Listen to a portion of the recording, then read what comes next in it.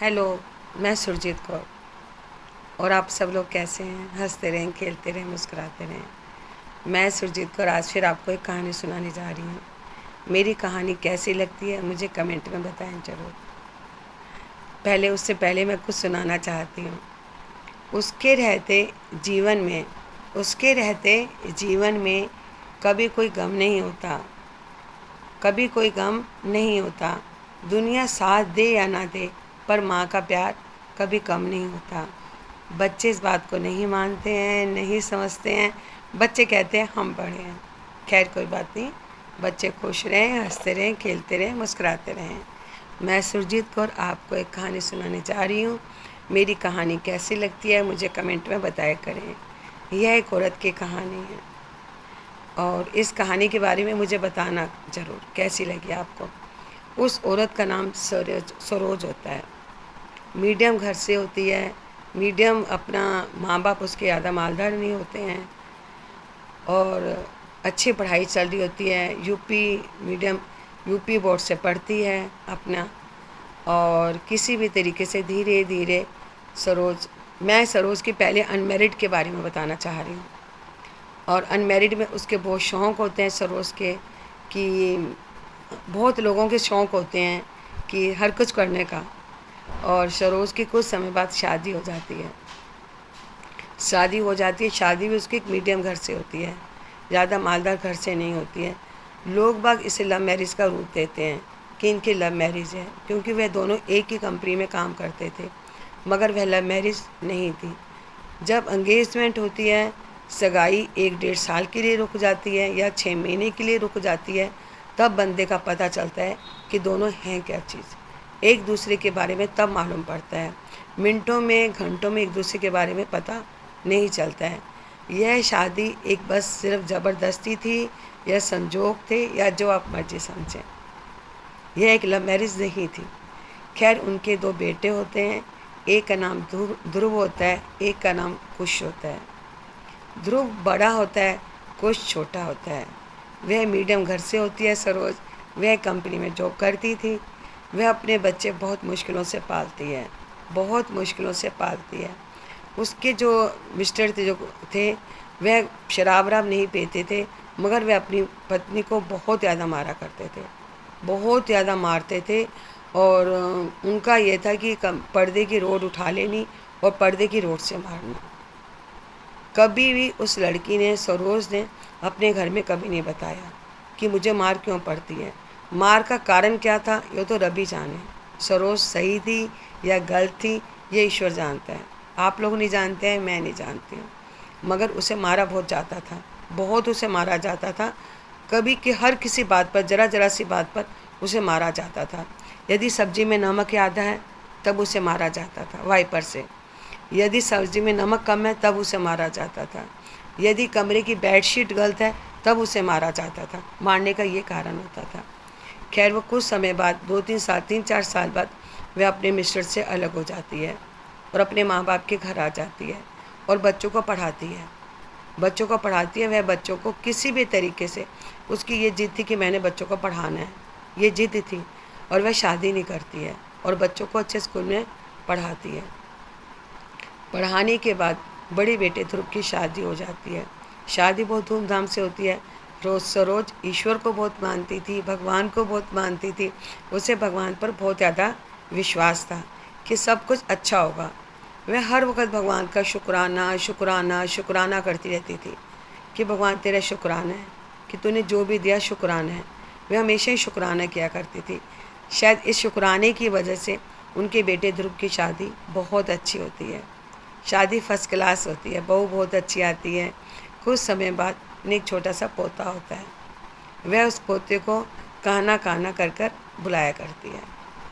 अब जो छोटा बेटा था वह बहुत गंभीर था, वह बहुत ज़्यादा गंभीर था। वह कम बोला चाला करता था, ज़्यादा किसी से बोला चाला नहीं करता था। कंजूस नंबर 1 था और क्लास में वो हमेशा टॉप किया करता था, हमेशा टॉप में आया करता था। अब वह कुछ समय के लिए, मगर जो वो पढ़ाई थी, जो वो स्कूल था, उस तरीके से उसे नौकरी नहीं मिल पाती है। वह बाहर चंडीगढ़ चला जाता है। चंडीगढ़ जाने के बाद वहाँ पर उसकी नौकरी बहुत अच्छी लगती है, किसी अच्छी कंपनी में उसकी नौकरी लग जाती है और वहाँ पर ही उसे एक अच्छी सी लड़की मिल जाती है और उससे शादी हो जाती है। माँ बाप की रजामंदी से उसकी शादी बड़ी धूमधाम से फर्स्ट क्लास शादी हो जाती है। जिस सरोज से लोग बाग पहले कतराया करते थे, उसे कम बोला करते थे कि मीडियम घर की है, उसके माँ बाप से कम बोला करते थे, मगर उसकी हिम्मत को देखकर सब लोग उसे सलाम करने लग जाते हैं कि सरोज एक ने अपने बच्चे अच्छे कर दिए और अच्छे स्कूलों में पढ़ा दिए और अच्छी नौकरी लग गई और अच्छा सब कुछ हो गया। मगर ध्रुव बाहर जाने के बाद वह हर बात पर अपने भाई से बदतमीजी से बात किया करता था।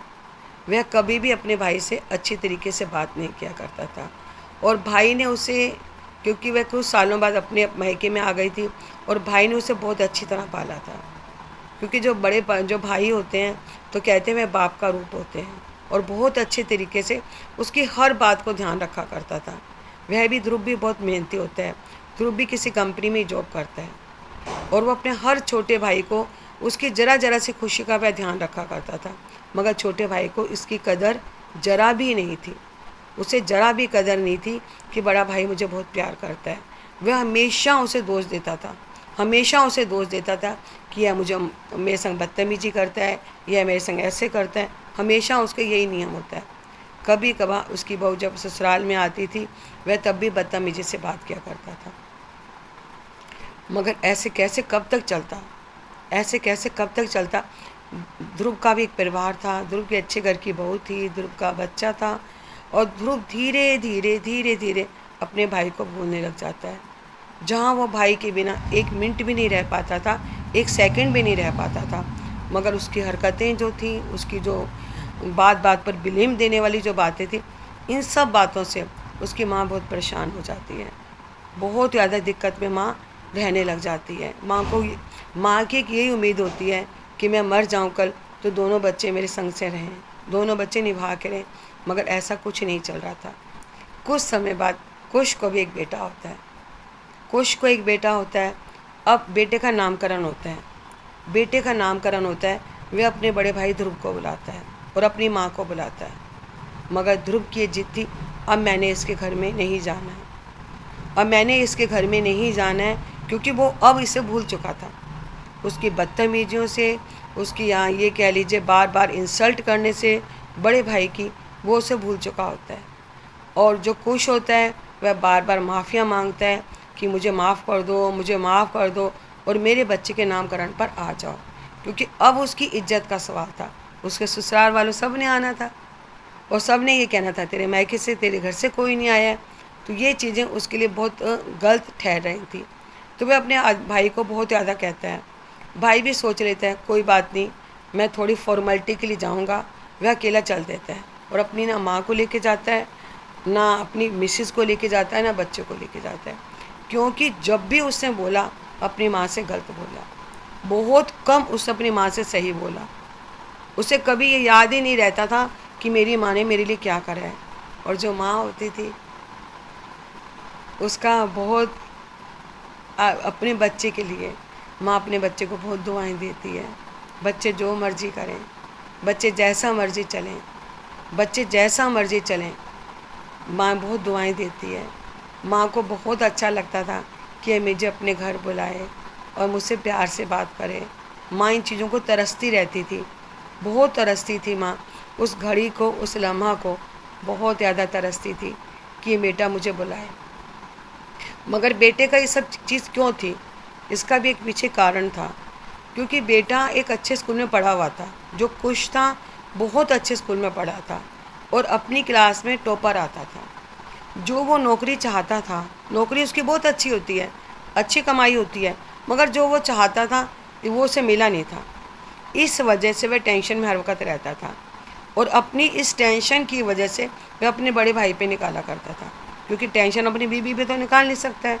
यदि अपनी बीवी पे निकालेगा वो तो भगा देगी उसे, तो वह अपने घर पे निकाला करता था।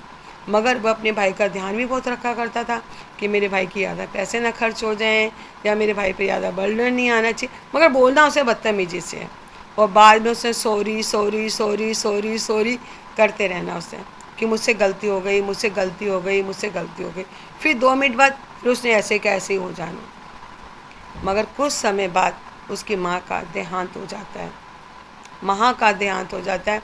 और माँ के देहांत के बाद ध्रुव और कुश का परिवार एक अलग अलग हो जाता है, क्योंकि वो तो चंडीगढ़ में रहता था, वो बाहर दूसरे शहर में रहता था।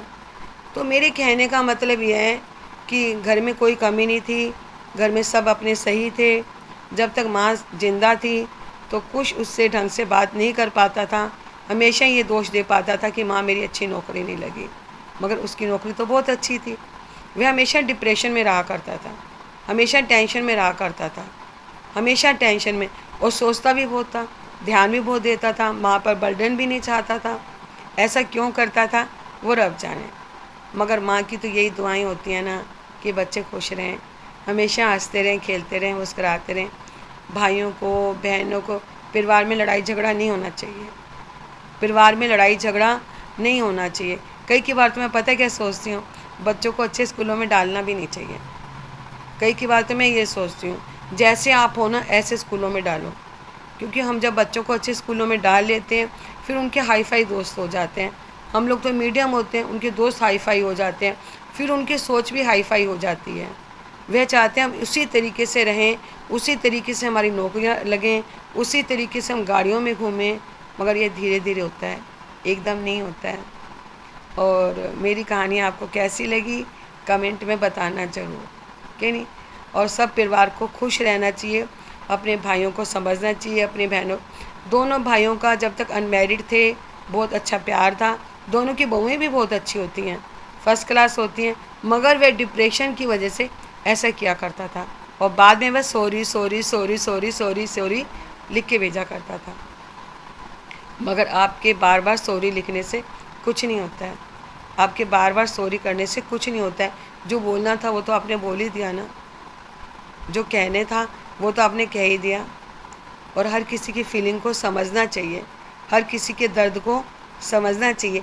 ये कहानी मुझे एक फ्रेंड ने मेरी भेजी है, और उनकी ज़िद थी कि मैं उनकी कहानी डालूं ज़रूर। और आज वो अपने घर में सही हैं, फर्स्ट क्लास हैं, और बच्चे उनके सही हैं, और माँ तो चली ही गई है, क्या नहीं, बच्चे अपने अपने सही हैं, फर्स्ट क्लास हैं। मगर बोल चाल आज भी दोनों में कमी है।